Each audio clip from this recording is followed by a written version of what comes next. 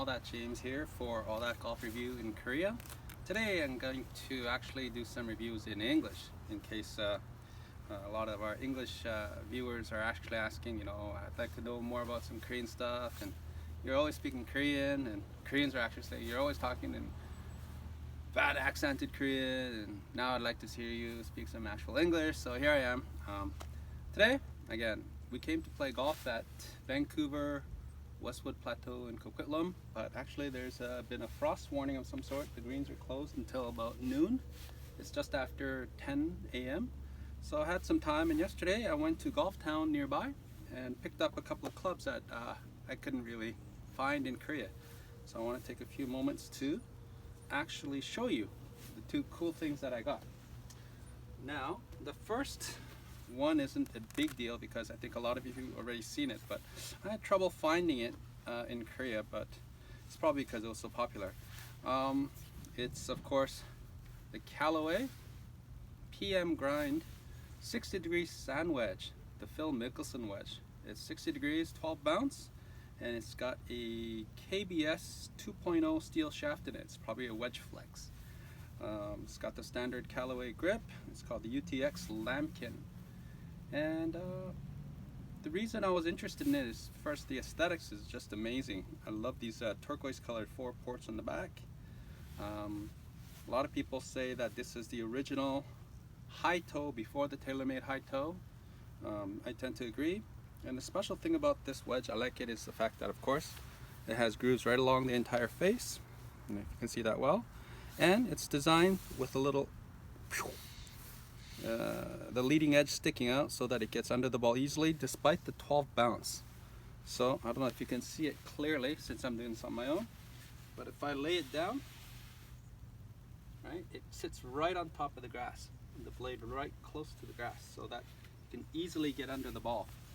I also like the fact that when you open this wedge up, like Mickelson does for his super flop shots, when you open it up and you look closely, the grooves are actually aligned, not square to the shot, but the grooves are aligned this way so that it already anticipates that you're going to open this club up and flop it or maybe get out of a difficult sand. So it's already got all the grooves aligned kind of diagonally against the square front of the club. And it's got a little, I think they call this the nipper section or the nipper groove. So it's got the extra little groove on the bottom to help spin the ball more. Actually, I was hoping to actually try this on the field today and, you know, compare it with my gamer, which is actually, might sound a little exotic to you guys. It's a Casco. Let me show you actually.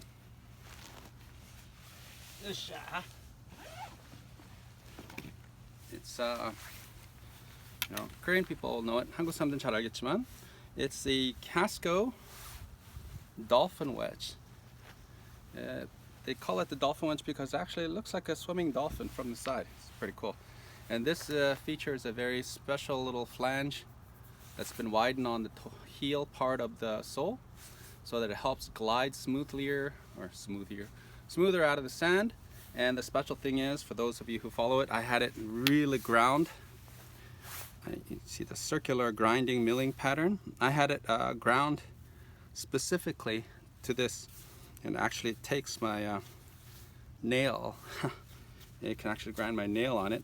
So because of the radial grinding that I had done specifically to increase spin, I was actually it's also a 60 degree. I was pretty keen to see how this wedge would perform today. I was going to compare, and you can see the differences in the overall area of the face. It's quite big. But again, I like ones with low bounce so that it sits closer to the green. And I was pleasantly surprised that this wedge also sits really low right to the green. Okay?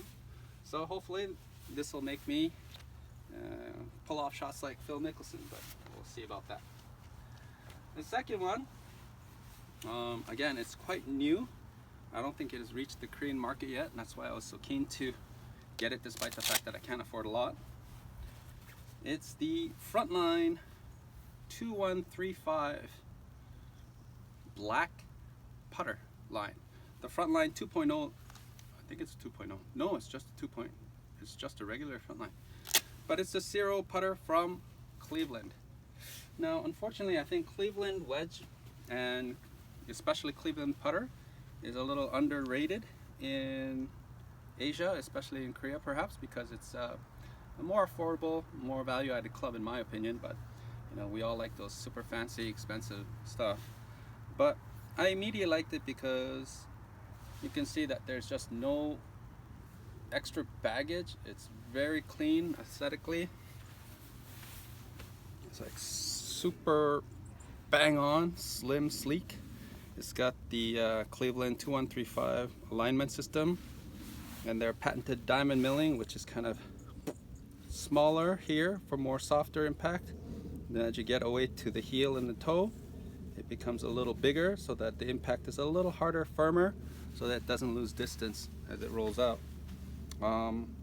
It's got the slight slant hosel, so it's a slant, very small toe hang. The grip I thought was amazing. It's a lambkin, and it looks like it's OEM made specifically for Cleveland. It's a sink fit pistol, it says, but it fits beautifully in the palm of my hand.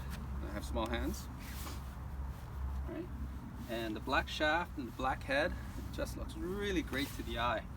Now the feel of it wasn't as soft as say Odyssey or say a Titleist GSS. Of course nothing's that soft, but a little firm feel. But the alignment, the roll, and the control that this hosel and this particular design gave me, I tested out maybe 20 models for about an hour the other day, and I just have to say, for the bang, for my money, this was bang on.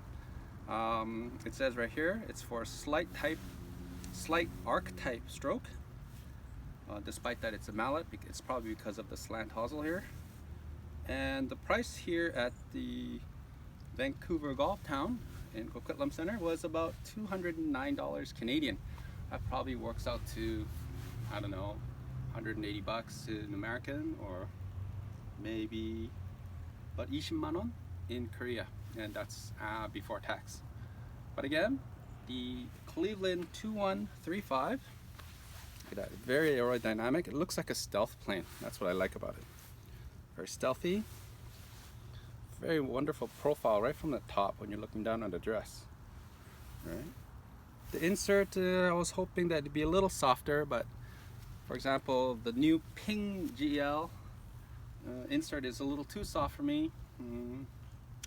Excuse me. I'd say it's somewhere between an even roll, the original Sweet Face Groove, wonderful roll but a little hard, and the original just no groove putters from like maybe 10 years ago. It's somewhere in between there. It's definitely not a soft putter, and of course you can see the insert weights from the toe and the heel and toe, so that it helps resist twisting on off his center hits.